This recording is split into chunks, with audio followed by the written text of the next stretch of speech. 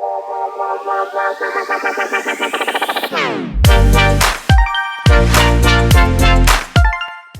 right, welcome back.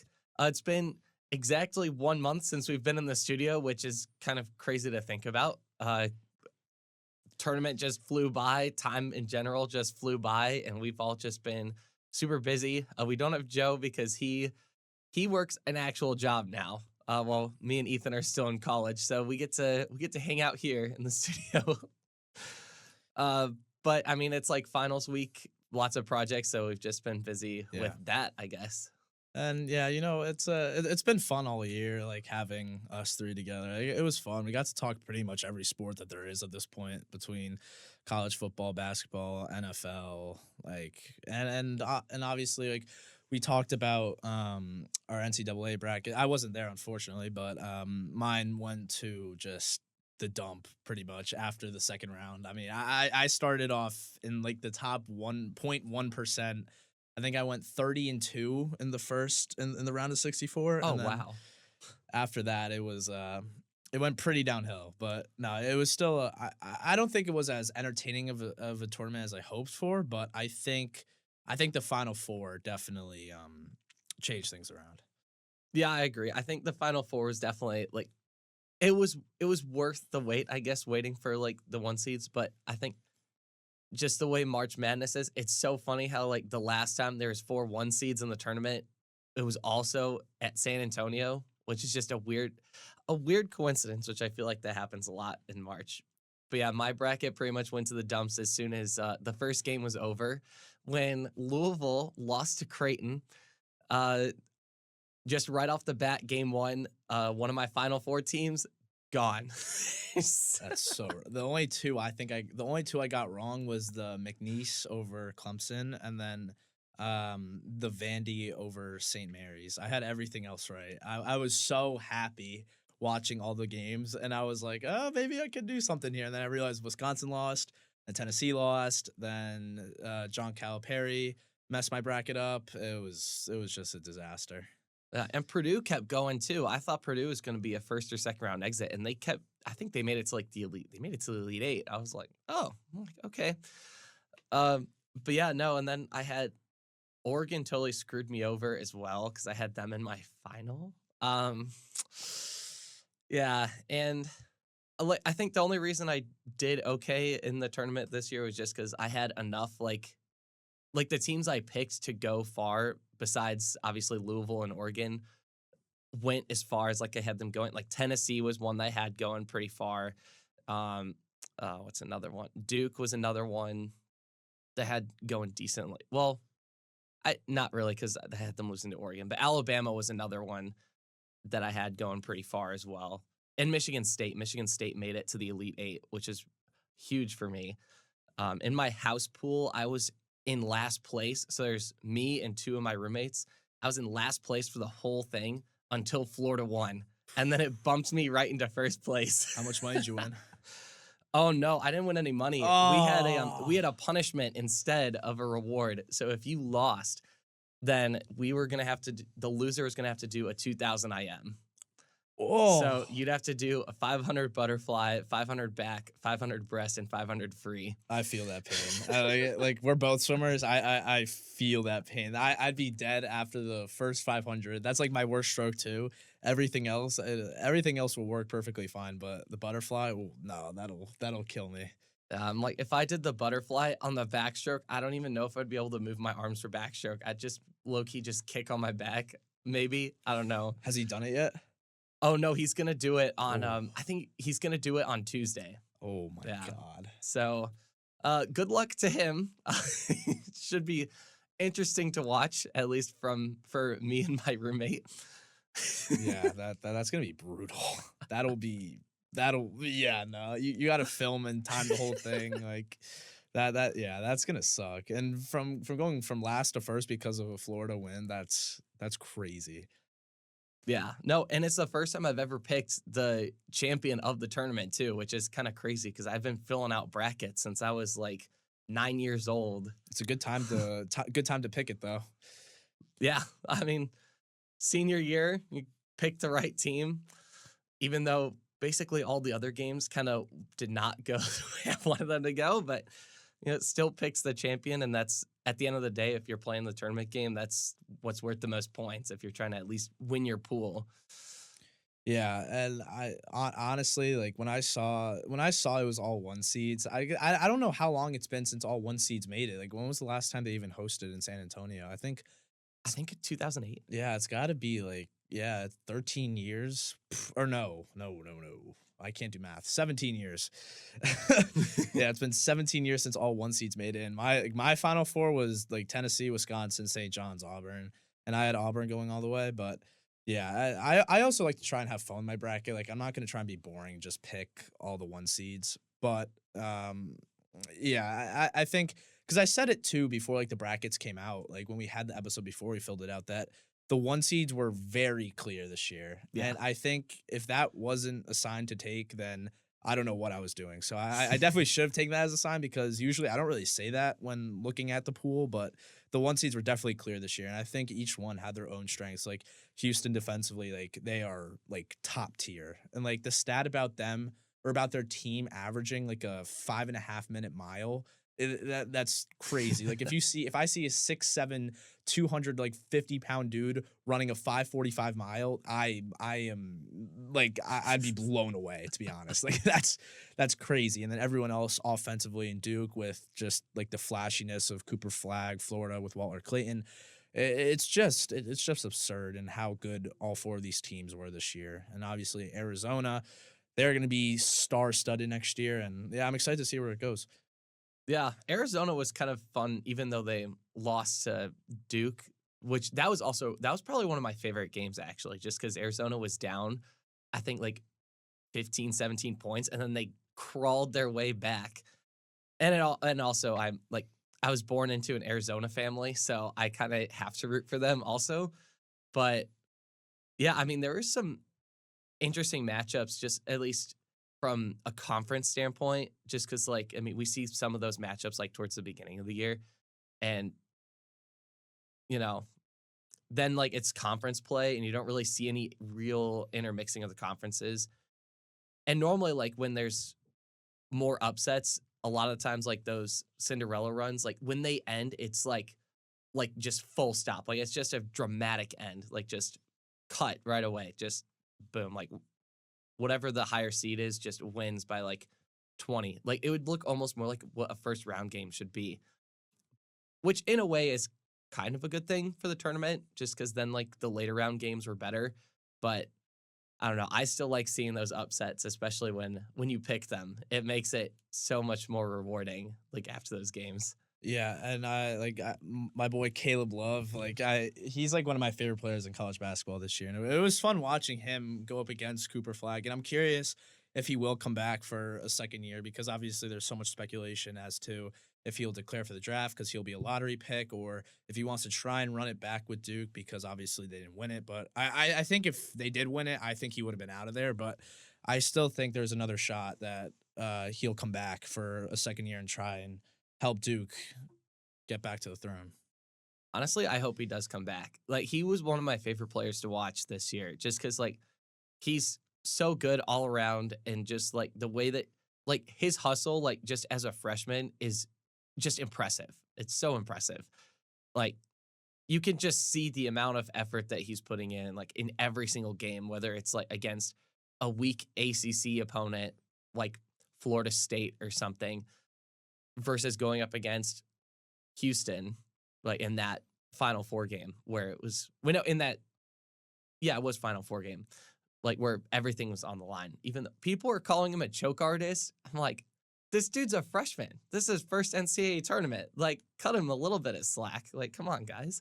Yeah, and honestly, I think like you can make an argument for a lot of games like the Maryland game was like the Maryland buzzer beater by Derek Queen was nuts. But honestly, my favorite game of the tournament was that Houston Duke game. I think that comeback was just like electric, and obviously they had that comeback to bite them in the finals because they kind of pulled a Duke there against Florida. But It rubbed off. it literally did. And just seeing what they did and like showing like their like how good they are defensively, that was in like peak fashion. Like you don't you don't see a team kind of claw back like that, and there would be no other team I would guess that could do that other than Houston. And I think if it was any other team in that situation, going up against debatably the one of the best teams in the country, or debatably the best team in the country, like I don't see any other team doing that. It's just it's crazy how Houston was able to pull that off. And Florida was also one of those teams that had to crawl their way back as well. I mean, when they played UConn, I was scared when they were playing UConn. They were down for most of the game, and I'm just sitting there. I'm like, "Yep, that's who I picked as champion." Yeah, I was stressing out because I'm from Connecticut, so I have UConn, like I have to root for UConn at some point. So if there was, yeah, well, since Indiana wasn't in the tournament, if there was a team I was going to root for, it had to have been UConn, and obviously the three-peat was on the line. That would have been really crazy to see. But if they pulled that off as an 8 seed, that would have been nuts. I mean, they've already done it once. Yeah. So it's Dan Hurley, and you never know what he could pull up his sleeve. But I will say he is just like a copy clone of Signetti in terms of the way he coaches, the way he just like faces the media, the fans, and just like his just toughness. Like it's all like so parallel to each other. But yeah, they were up so much in that Florida game. They were up. I think they had total possession more, or yeah, they had the lead for more of the game than Florida did, and there were like several other games that Florida had to make a comeback in, and weirdly, it's kind of like the Chiefs, like they try and claw back, and they did what the Chiefs couldn't, which is actually win it in the big game and kind of make that comeback. But yeah, no, that Houston last play, that was just brutal to watch. I'm happy Florida won it, and obviously the story of Walter Clayton and how he got recruited by Florida for football actually first before he picked Iona to go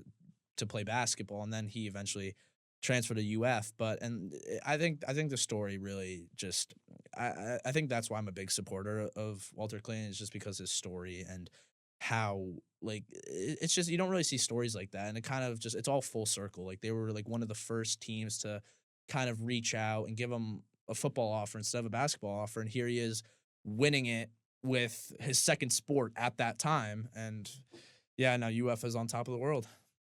Yeah. I mean, he's also just incredibly talented. Like, I mean, I don't think what was so funny is like in the championship game, he didn't score until like late, like midway through the second half. But once he got going, like he just goes. He finds his rhythm so quickly, which I find amazing. He had two back-to-back and ones and then the three. Like honestly, like before I was saying to myself, just pass the ball, because he was 0 for 6 from three at the time before he made his first bucket, which was free throws with like 8 minutes to go in the second half. And then here he is just still chucking up threes, and eventually he kind of gets his groove with a fast break and one, and then he gets another one, and then he hits a three, and then here he is just like sealing it up with just dagger free throws, and that's exactly what they did, and that's all they needed from him. But um, in the biggest game of the season, though, that was a very big underperformance. And honestly, if they lost that game, I think his draft stock would have not plummeted a lot, but it would have went down significantly. I think when you don't show up in the biggest moment and you end up costing your team the championship when you're averaging whatever amount of points he had, I think had to have been like mid-20s. Yeah. It's brutal, and it did show in the start until the last 8 minutes. But yeah, I think UF fans definitely had a little scare to begin the game with. Yeah, and I mean, there is a lot of other crazy storylines going on as well, with the transfer portal being open in the middle of the tournament and coaching changes. I don't know how closely you followed what was going on with the Maryland coach. That No. was it was crazy. He just randomly, I think it was like after the round of 32 game, like they're going into the Sweet 16, and he just sounds off in the one of his press conferences about how he like Maryland doesn't give him any resources or whatever. Wow. And then like after they lose, like throughout, like ever since then, they had kept asking him like, "Are you going to Villanova?" And I mean, apparently there had been controversy surrounding him uh, before the tournament, even like a month before, and he just the way he responded to the press was so negative. And then next thing you know, like I think it was like a couple days after they lost, he goes to Villanova. Like it was nuts. And then all the players start leaving in the portal. Yeah, right away. what NIL has done to the NCAA is just it's ridiculous, and being able to reach out to coaches and well, I mean, we see this in the pro leagues too with like the with both of the Lions' offensive and defensive coordinators. We saw that with Aaron Glenn and Ben Johnson, how they both got head coaching jobs, and there were teams reaching out to them while they were in the playoffs. But yeah, what NIL has done, I mean, I'm in support of it. It's just there's got to be a line drawn because if you're able to hand out all this money and kind of interfere with what the team is doing, and like I'm not being hypocritical about it either, because obviously Indiana was a big part of it with Coach DeVries, which I don't think we even talked about yet since it's been a month. Yeah, true. But yeah, reaching out to them like even before the tournament results came out and seeing who made it and not. But yeah, they were the one other team that was above them that didn't make it. And obviously there's a lot of controversy whether his son Tucker DeVries, like just if he got that year of eligibility and sitting out because they knew that they were going to go way ahead of time. So like everything that's happened with NIL and just what it's done to college sports, I think there's got to be some lines drawn for certain limits because if this keeps happening, I think ratings will go down. And we've already seen like ratings go down like with the NBA because of their problems with whatever with like the refs and everything. But here it's a very different situation. It's not the refs, it's NIL and it's all the money that's being given out. And I think that's going to be a big problem when athletes are chasing the bag instead of chasing the rings. Yeah, I mean, I feel like a lot of athletes like had been chasing the money even before NIL, just because I mean, I remember like because again, like I'm born into an Arizona family. When Aaron Gordon was on Arizona, I remember my dad would always like after they lost. I think it was in like the Sweet 16 to Xavier or something. Like right before he went to the draft, and he was like, "Oh, he wants to preserve his like physical health, doesn't want to get injured, like wants to make the NBA money and not like win a championship." So I feel like that's kind of always been a thing like before, but now it's like even more evident. Like it's like more like in your face that like that's what's going on, which is part of the reason why I like Cooper Flag because he like kind of threw out the idea that he's going to stay another year because he wants to win a championship, and you don't really see that in a lot of players anymore. Like there's just not as many because of NIL now. There's just no loyalty to your school. It's more just like, oh, I'm loyal to the almighty dollar. Like I want my money, but like I don't know. It's there's just no regulation. There's no No. regulation. And like you're saying with Tucker going with his dad like getting the year of eligibility, like it's like coaches are victim to NIL too because I mean they like coaches move around to get more money just like the players do, but I feel like no one really talks about it with the coaches as much. No, not at all. But and yeah, like going back to like your point, like Cooper Flag, and like when you're that type of player, when you're like that level where you're a freshman and you're the number one player in the country, apparently according to NCAA, it doesn't matter if you stay another year or not because he's gonna get the bag anyways in the NBA draft. Like he's obviously gonna be a top 5 pick at some point.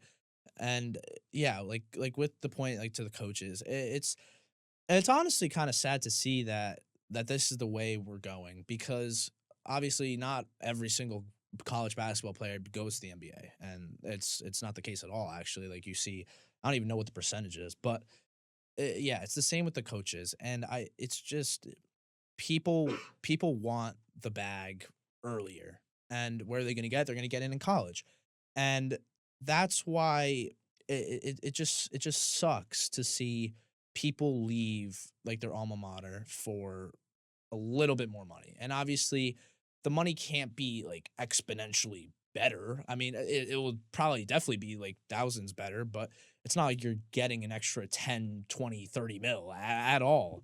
And yeah, it is just really sad to see. But I am happy from an IU basketball fan standpoint that we do have Tucker and we do have Coach DeVries because I think we'll make a big flip. I don't know half the players we signed. I have never seen them play. Am I concerned for next year? Yes.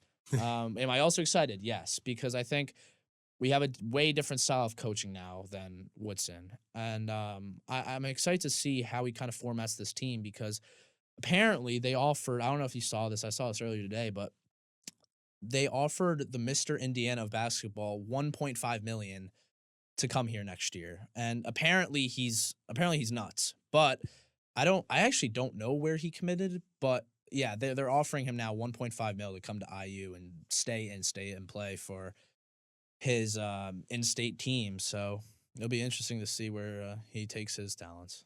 I did not hear that, but it does make sense that they're offering him that much because in one of my classes we were talking about NIL and how it's apparently going to be gone. Like we're apparently schools are going to be transitioning to rev share in 2 weeks. So schools are starting to like just throw out that NIL money to just try to bring people in as quickly as possible before players' values are determined. Um, like they'd be like apparently Deloitte, they're gonna have like a new branch where they determine players' values at whatever amount, and that's either the minimum amount that they can get paid or something. It's really complicated, but yeah, it's gonna be really interesting these next couple weeks to see how much money is offered to players just because schools are trying to get rid of as much money as possible because I mean if their profits are zero then they don't have to pay taxes essentially like if they make money they have to pay taxes Mhm. so they just got to get rid of it as quickly as they can. And also, we don't even have a team, so Yeah. we do need to spend anyways. Like there is no excuse to not spend. Like we have to go out and get hoopers because right now we have none. I mean, we have a few now, but at the time when Woodson left and everyone hit the transfer portal, we had literally no one. Like I could have walked on as be the first player that we had for next year. But yeah, NIL has just gone to an insane point now. It's really walking up the mountain now, and we're gonna hit that peak at some point. And I'm curious to see where it goes and how the NCAA like regulates it. And I think it is controlling basketball more than it is football. I think with football, there's a lot. First of all, there's a lot more players in football than Yeah. basketball, so there's a lot more money that has to be spread out to every player. Second of all, I think one basketball player makes a bigger difference on the court than a football player on a football field. It may be a little controversial, but I think if you have someone at Cooper Flag's standard, I think he'll make more of a difference than, let's say, Ryan Williams would for Alabama. I mean, maybe he wouldn't size up to Jeremiah Smith and what he's done, but I do think on a regular standpoint, I think a normal college basketball player is more valuable to a court than a football player is to a football field. And I think NIL, I think it's definitely being abused more in NCAA basketball than is NCAA football. But obviously that can change next year. And yeah, the portal opening and just talking to teams mid tournament, that's crazy. Yeah, I mean there was even like with college football like there like we saw that too like where players were getting talked to while their teams are still in the tournament like Penn State's backup quarterback was getting like talked to. He was getting actively recruited like during the tournament, and he entered the portal during the playoff. And it's just, I don't know. This might be a little bit biased too. Just like I hate NIL. Like I don't like it. Like I think like players should get paid because I mean they're putting in a lot of work and everything, but at the same time, it's like with some sports, like with swimming, like you don't really do sports like that for the money.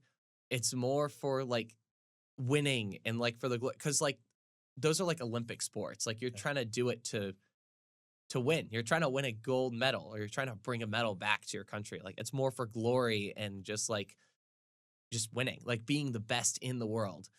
Whereas like college basketball and like college football, it's like it's mostly like America. Well, there is international like players and everything. It's mostly made up of American players and American athletes. And it just feels like at least like also on an academic standpoint, like it feels like the value of the degree from that university is like being devalued in place of like just short-term dollars. Cause like for the players that are not going to go pro, like I see I understand like wanting to get more money Yeah. for for the short term because it's like, oh well, if I'm not going to go pro, I need to get as much money as possible. But at the same time, like you still have to get a job after college. You're Yeah. not just going to be sitting on that money forever. You have to still get that job. And I mean, the school you go to, like the paper that you get, even though it's a piece of paper, some pieces of paper have more weight than others. Yeah, and I actually do agree, and I think it's so hard to just like talk about it because like you don't know which direction it's gonna go in, and obviously like with IU like they signed Sig to an 8-year mega million-dollar deal because of what he did. And obviously, it's very well deserved. I'm Yeah. not taking any credit away from Signetti. He completely deserves that. And everything else that we saw in the portal between just like Pat Coogan, Fernando Mendoza, all these like big time players that we're gonna have next year, it's just gonna be I don't even know how to talk about it. It's just gonna be interesting to see how everything comes together because in a few years, all these people are gonna go, and then you're gonna have this new wave of talent come in, and they're gonna be expecting that same amount of money for players that are already proven themselves, and you have these freshmen that have only played high school ball and come in expecting millions of dollars when they haven't really proven that they can. And like when they come in looking for jobs, like you said, post college, no one is really factoring when they're in high school looking at schools and all the money they're getting.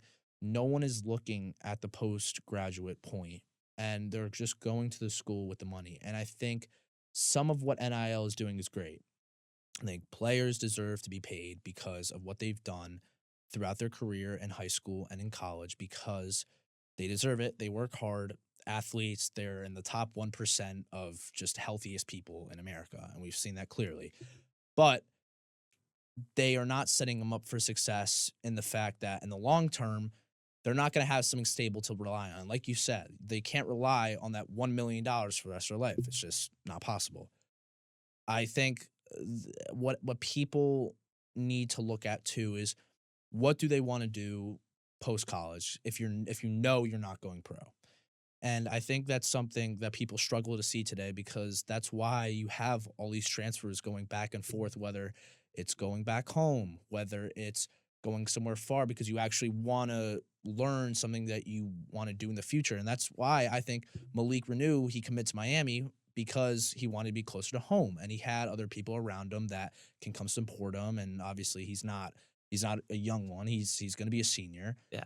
But I do agree. And the offers he had, I mean, he had Kansas, he had Auburn, like he had two like good other teams in the country. In Miami, not that great, but Especially with their coach leaving. oh, I know, yeah, it's crazy. But I think for the sake he's keeping in mind now as a junior in college, not as a junior in high school. He's starting to see that the postgraduate fact he needs to kind of get his act together and figure out where he's going to go. So I think that's why he kind of chose Miami to be closer to home, get some support, and figure out where he's going to do after he's done playing basketball.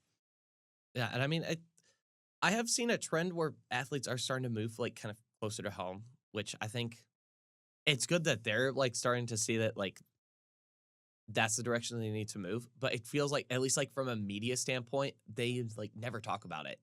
It's so like, I feel like they more like throw the money in the face and in your face. And I think it's partially because it boosts their value, Mhm. which sucks for the athletes. And it also like, and the schools also highly benefit from like more money being pushed because then that means more money needs to be donated to them, which means more money for the schools, which again also sucks because the school that you go to is supposed to help you move forward like post grad. Mhm. Like you were saying, like the post grad life is immensely important. Like you need to like that's the school's job. That's why you go to the school to get prepared for postgraduate life, to get a good job, to like, you know, do what you need to do to get a family together, like and all that, like just for like the next 40, 50, 60 years of your life. Like that they're supposed to set you up for that. And it's like it feels like, at least to me, they're not really doing that for the athletes, all in part because they want to make more money. Yeah, and I will say too, like going back to your point about like the media and stuff. Nowadays, like especially with NIL coming in, they want to flash the important stuff in your face to keep you hooked. And the only way they're going to do that is not by holding up a certificate saying you earned this degree in college. It's going to be that the money that this 18-year-old made in 1 year because of how good he is at whatever sport he plays. And all these athletes know what to do because they're all PR trained. They've had media in their face like ever since in high school. If they're like a top 100 recruit in like the ESPN 100 or whatever it is, they've all been PR trained. They've all been interviewed. They know what's coming. So how do they get more attention on them? It's by flashing what they have at that point. And they're never really going to talk about where they're going to try and head academically. It's more just in the extracurriculars, what sport they're playing, whatever.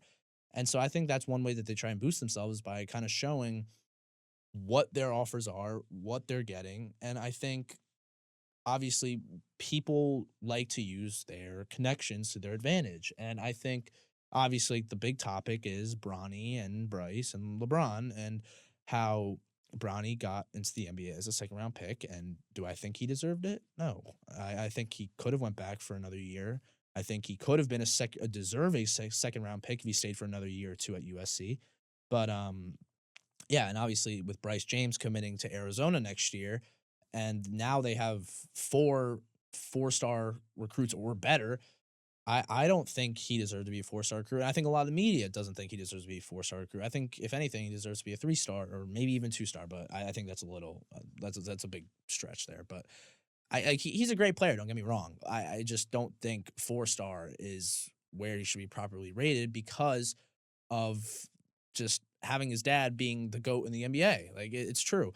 And like even in one of my classes in sports media society, we talk about like meritocracy and how everything is either earned or it's just given to you. And I think obviously one, you can't control who your parents are and you can't control what they've done in life and what they're able to give. Like if you had Elon Musk as your dad, I'd be jumping up and down. But yeah, it's just it's hard to kind of, and it's like for them it's like hard to face the media because they're gonna have so much pressure from fans just relying on them to drop 35 a game. Like you can't expect that. But yeah, I think NIL just makes it a whole lot worse because it just gives the fans and media more criticism about them because they'll just say, "Oh, it's undeserving. Oh, you should get this much instead of that." It just gives so much more room for media to kind of like get their way and kind of just reference certain stuff that they wouldn't usually bring up in the past without NIL. Yeah, and they do love to bring in negative stuff. Like at least like in the case with Bronny, like I remember like in high school they were talking about like how great of a player he was and like how he's like the second coming of his dad or whatever. And then goes to college and like they're still like kind of like bumping him up a little bit. Had his cardiac Yeah, arrest. had his cardiac arrest and they were pumping that story a lot. And then he gets to the NBA and it's like they instantly turn on him like right away and then they start going in on the negative and they're just like drilling on him. Is it kind of a little bit deserved? A little bit. I mean because he wasn't as good as he was made out to be. But Oh, that's also he because of the played media. terribly in college, and I'll say this straight up. I'm a big LeBron fan, and obviously I'll respect Bronny and Bryce with whatever they do. I think Bronny did not play well at all in college, at all, and if Not enough to be in the draft at least. or even be a second round pick. That's just absurd. And it's like even the Warriors, like they had the pick and they were thinking about taking Bronny, but then like news came out saying they passed up just because they wanted like history to happen and have LeBron and Bronny play together on the same team. But I will say the one thing that kind of does make up for it, which I am one happy to see, and two kind of just helps me believe he could be an NBA player and be successful in the next couple of years is how well he is doing in the G League because he is lighting it up there. And what he's done leading leading the Lakers G League team to being as successful as they are, I think he's done an excellent job and like dropping 20, 25 points a game. And I think I saw the other day he dropped like 30 something. Like he's been playing really well in the G League. Now all you have to do is just get to that next step. But can you imagine him playing like that 100% healthy without the cardiac arrest in college? He could have been a really good college player. And he could have flipped the whole Big Ten. I mean, obviously USC didn't play as well as they could have. If USC stayed, or if USC stayed one more year, if Bronny stayed one more year at USC, I think we could have seen a big difference in what he would have done with them. Yeah, and I mean, when Bronny was there, they weren't even in the Big Ten yet either. No. They were like, that was the year before they left the Pac-12. But Mm. I mean, if he did stay another year, like you said, like I think he probably would have flipped the Big Ten, and instead of looking at this year at least being SEC dominant, it could have been Big Ten dominant because I mean they did have a new coach come in, very successful coach, like the old Arkansas coach. I actually liked him a lot. I Yeah. think he's a great coach.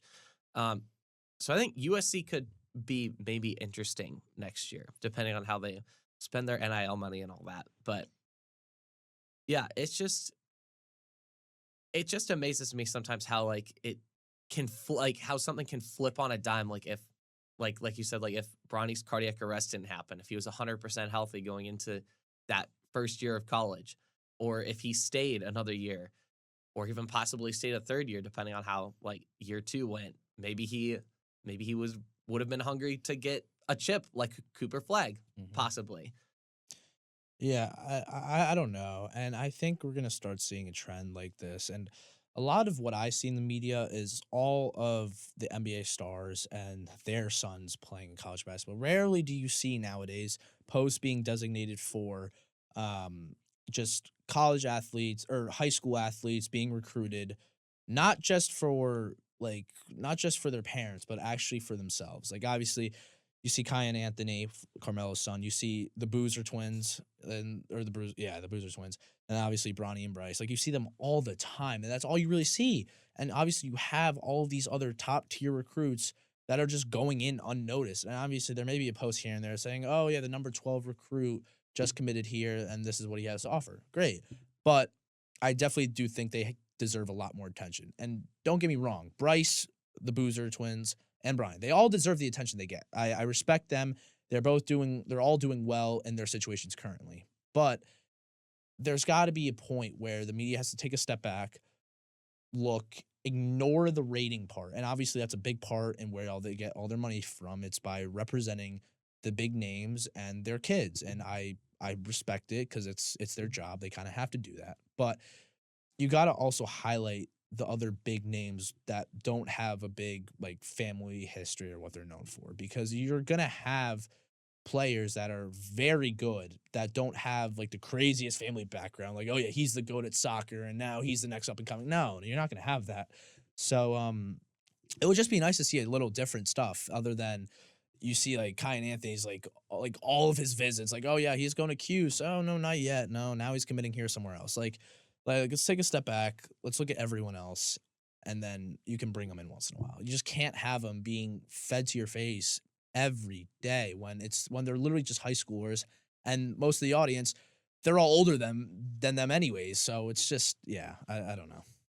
Yeah, and I mean, kind of going off that too, like they missed the opportunity of getting like a good story. Like they could have totally missed the Walter Clayton story Mhm. if they like didn't focus on him. Like they could, I mean, even now, like they could be missing the next Walter Clayton who has like that full circle moment, or even like the walk on, which I think NIL was killing, what killing walk on players, but like a walk on that comes on and makes the team like gives that team that boost to like make it as far as they do, like Yeah. especially in like those Cinderella stories. But like instead, it's like they're not taking the gamble on those stories. They're thinking, oh, well, these names were successful before, at least like last names. Last names were successful before.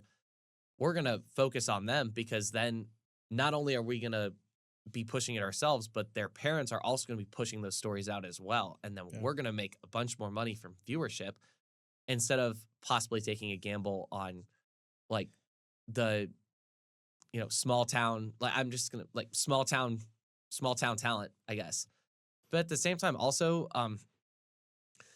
it's so easy for them to turn on like those big names as well because they Yeah. make money from turning on them too. Like they can build them up, but they can just as easily tear them down, which Mhm. I think is part of the reason why they like focus so much on those players, because then they not only have the drama on social media from that individual player, but then their parents get involved. Like we saw with the LeBron Stephen A confrontation. I think that was probably a month ago. That's probably after our last time we were in the studio, but not too long after. But when LeBron confronted Stephen A, and that was a whole thing for like a month because there was this there was a debate as to whether or not it was okay for LeBron to do that, to go and like confront Stephen A. Like some people saw it as him protecting his son. Some people saw it as him like acting like a child, like towards the media. Well, people can twist it very differently, and I think that's a big part of it too. Is like when you have someone going up to a media reporter who is as big as Stephen A. and as much as I don't like him, it's true, and he has to face it because of the comments he made. But like another, like one of my last points, I guess I'll make is just something else that like it doesn't make me mad, but it's honestly kind of funny. But the McNeese manager Aamir Khan, the fact that he has 10 NIL deals worth 100K as a student basketball manager, sign me up right now. I will be a student manager. I will walk out with a big speaker like the 49ers and McNeese does. Indiana will get a 16 seed. We'll make a Cinderella run. Bro, put me in there. That's all me. Like, bro, if he's making a bag beating or being a student manager, I just don't know. I don't know where this is going to end up going, because he's even had some of his players follow him to wherever I forget where he transferred. I think it was NC State. Like, yeah, I don't he know. followed the coach to NC State. It's ridiculous. It's honestly ridiculous. It's funny at the same time, but it's just like that's another example of like, where is this money going? Like, how do you not use this on other players? And I think it would have been very different if they lost to Clemson, because they would have been first round exits instead of being, because they were one of the only upsets we actually saw in the first round this year. So they took all the storylines there, and I think this was like one of the first years that a 13 or worse seed hasn't beaten their opponent in the first round. It's been a while.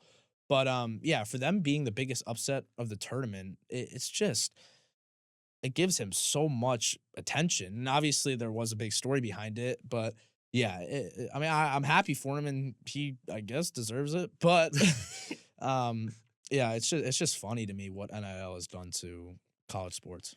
Honestly, I didn't even realize it was possible to make that much money as a like student manager. I Like know. that's actually crazy. Like you said, like, I would have done that if I was a student manager. If I had known that I was gonna make $100,000 in NIL money, like I would stay for a fifth year. Like if I Oh, was making that much 1,000%. money, like seriously, like that's crazy.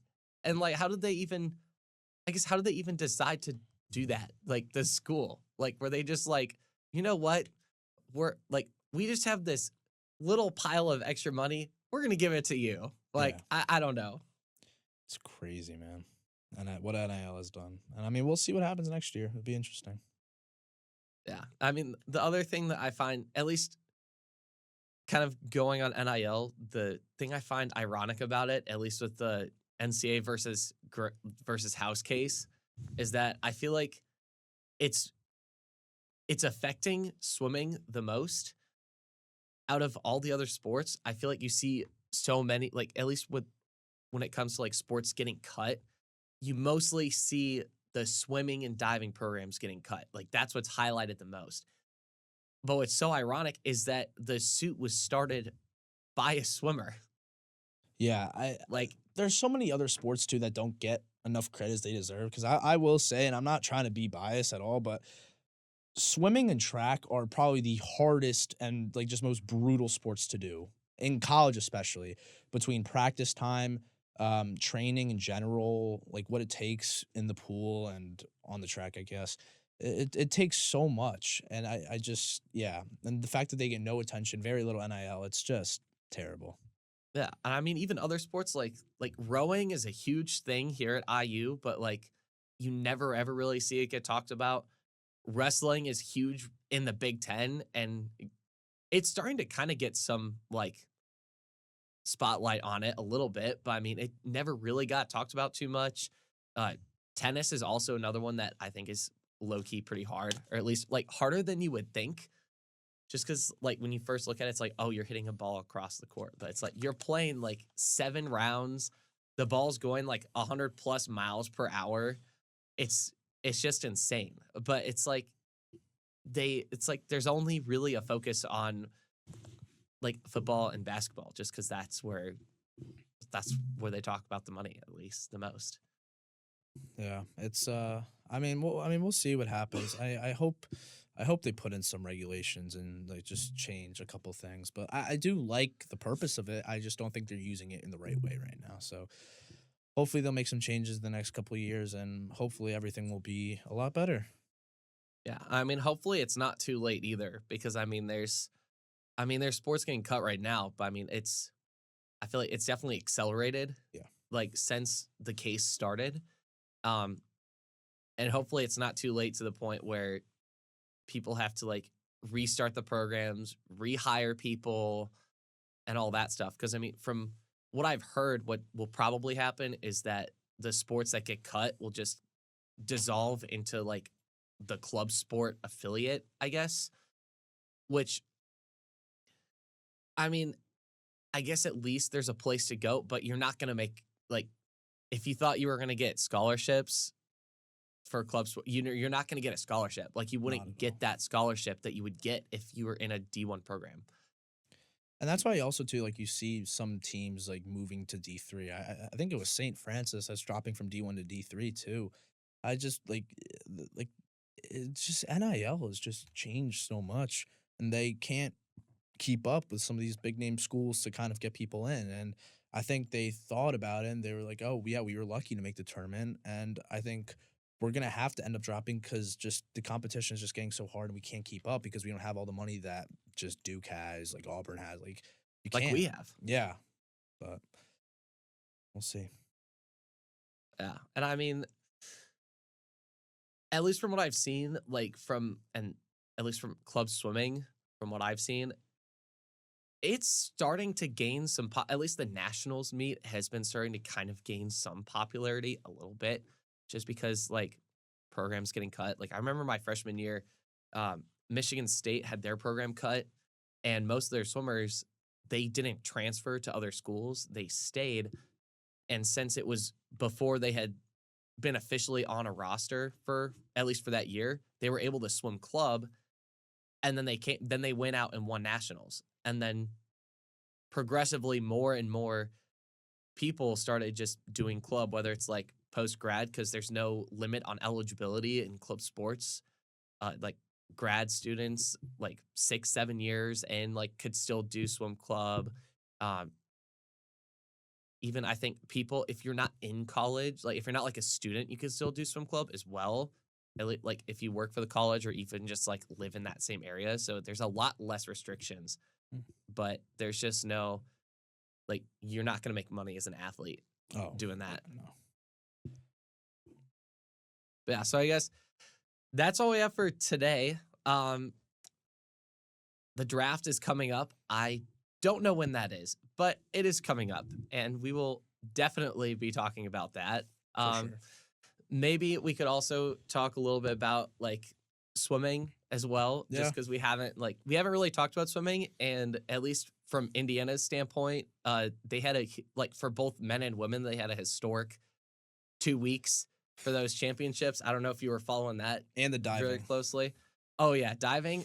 I Crazy. swear, our diving is actually insane. No one people always talk about the swimming, but no one ever really talks about the diving. And I lifeguard, so Mhm. I'll just be sitting there and I'm watching the divers dive, and I'm like, yeah, they need to get talked about more. I mean, last year they scored the men's divers scored like the most amount of points that divers have cumulatively have scored for a team in history. Like Jeez. they racked up that many points. Like they're that good.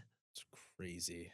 Yeah, no, we should do an episode on that, and then one on the NFL draft before the end of the year, and then before you know it, we'll be out of here for summer. So Yeah. And then I will be out of the studio forever. that's rough, I man. don't know. I don't know what I'm gonna do. Oh man. Well, yeah, I guess we'll see you guys next week.